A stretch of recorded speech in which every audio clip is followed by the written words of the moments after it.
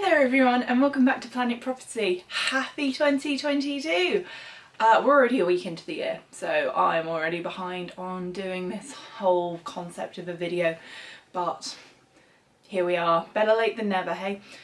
And hopefully you noticed a little bit of a difference. I finally invested in this channel and bought myself a little camera as a Christmas present to Evelyn from Evelyn, and it's really exciting not having to look at my phone and sort of dodge texts that are coming in. So for today's video I thought we'd do a little bit of reflections on 2021 and planning for 2022 and just kind of rounding up on what I thought last year was going to look like versus what it actually looked like, and how I'm hoping to learn from those lessons and go forward into 2022. So I've got my big Harry Potter mug with a coffee in, and I have last year's plan and this year's next to me. So let's just jump straight into it. So reflecting back on 2021, circumstantially it was not a good year at all for me. I failed my APC obviously. My sister was diagnosed with cancer, and at the very end of the year, just before Christmas, I suffered a bereavement. And that's not to mention everything that was going on in the world in terms of COVID and the pandemic, etc. So yeah, on paper it wasn't a good year at all, but it's not the way I look back on it really. I kind of look back on the year and I think I learned a lot last year. The biggest positive was probably changing jobs, which has been really good for me. I've learned so much in my new role. Yeah, just kind of learning a lot, I think, and learning to be happy and sort of going into myself a lot more. But I think one of the best things I did in 2021 was investing in therapy. So I see a counsellor once a week, and that's the best money I've ever spent in my life, and it's certainly helped me through a lot of the very difficult times in 2021. I know that it's quite a privileged position to be able to pay for therapy. In the UK you can access it through the NHS, but the waiting lists are astronomical. So if you are able to pay, then that's kind of the only real way you're going to see someone. So like I say, I'm very lucky I'm able to pay, and that has been one of the biggest things from the year. But I think just sort of reflecting back, I'm going to get last year's mood board. You have to forgive me because I've actually already thrown it in the bin because I put up this year's mood board, so I threw this one away. Let me put my coffee down. So, I don't know if you can see that very well, but last year's goals, I achieved 1, 2, 3 out of 7. And granted, 2 of them are the same thing, so 3 out of 6 I would say, so halfway there. And in my defence, one of them was, there was no way I could have achieved it because of the pandemic, and that was, I really wanted to go to Asia. I wanted to go to Cambodia, Vietnam, etc. And that was just not possible last year because of the pandemic, so I don't see that as me not achieving it. I had a salary requirement on here that I really wanted, and I got that when I changed jobs, so to me the biggest one was achieved. There was also a bag I wanted to buy last year, which I bought myself in the week between sitting final assessment of the APC and finding out that I'd failed, because I was so convinced that I'd passed that I bought myself the reward present, which obviously in hindsight is perhaps a little bit, I'm not going to use the word embarrassing, because I'm seeing it as when I do eventually pass, I will buy myself another treat, so it's good. I had, obviously one of my goals was to pass the APC, which didn't happen.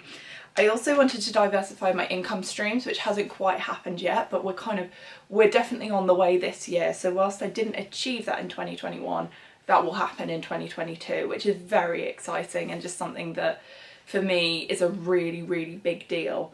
And then I also just wanted to constantly be well dressed and looking polished and clean and just kind of tidy my act up a little bit, because I think after 2020 and spending a lot of the time in leggings and sweatpants and etc, I just I went into 2021 thinking, yes, okay, we're still working from home, but why does that mean I have to be in my sweatpants? I can put a brush through my hair, put a little bit of makeup on, and just take a little bit more care in my appearance, because that kind of reflects outwardly. If you care about yourself, you care about the work you're doing, you care about people, I just think it creates a more positive overall package of a person. So I would say I achieved that, or I'd like to think. So yeah, I'm overall, I'm quite happy. I think a lot of my goals for last year were kind of superficial-ish to a level. So one of the big ones, I really wanted to achieve a certain salary, which I did, and I wanted a promotion because I wanted a better job title, which again I achieved, and I wanted the bag and I wanted to look good, and I wanted to go on a fabulous holiday. Like I say, the holiday unfortunately didn't happen, but I think for this year I'm looking a lot more inwards. So I haven't quite, I'm still debating whether or not I'm going to show you this year's new mood board, because whilst I'm all for the power of manifestation and believing so much in what you're doing that it has to come true, there's also very much a bit of me that's like, grind in secret and then share the rewards afterwards. And to be perfectly honest, you're probably going to see this mood board in the back of videos if you're really that interested. So I've got it on the corkboard side of my whiteboard. So, but I can sort of go through the general themes of this year. So again, travel, big one this year. If we can't go away this year, well, I'm not in control of that. I desperately want to go on a really lovely holiday this year.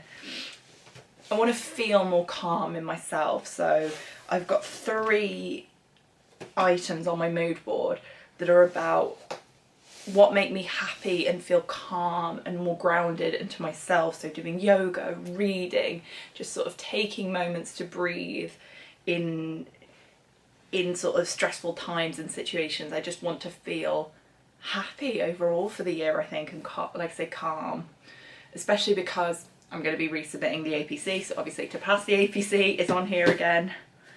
And then I have a couple of financial and investment related goals and one fitness goal, which is very, very daunting, but it's on there.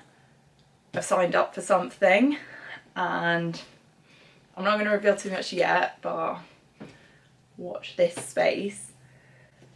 And yeah, I think we're going to do it. I think this year is going to be a really good year of sort of building myself from the inwards. Like I say, I have a lot of goals about just being a bit happier, being a bit more present, doing things that make me feel good from the inside out. Again, one of the best things that happened to me in 2021 was finding my gym. I know that sounds ridiculous, but it just makes me so happy. It's a place called The Box in Brighton, and I go and I do boxing.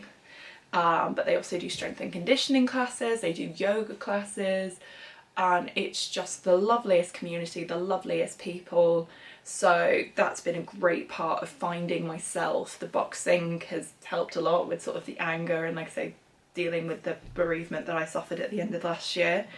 But sort of just finding what works for me and what makes me feel happy has been such a big part of it. So it's just kind of carrying that principle forward. In terms of how I'm actually planning 2022, I think after the last couple of years I'm not putting anything too rigid on paper. We can't, you just, who knows. And I say, you know, with my sister's illness and with everything else going on, we just have to be fluid and be open to things changing. But there's a few key dates and deadlines that we're working towards. So obviously I'm resubmitting my APC, so that's going to be a big part of the first few months of the year.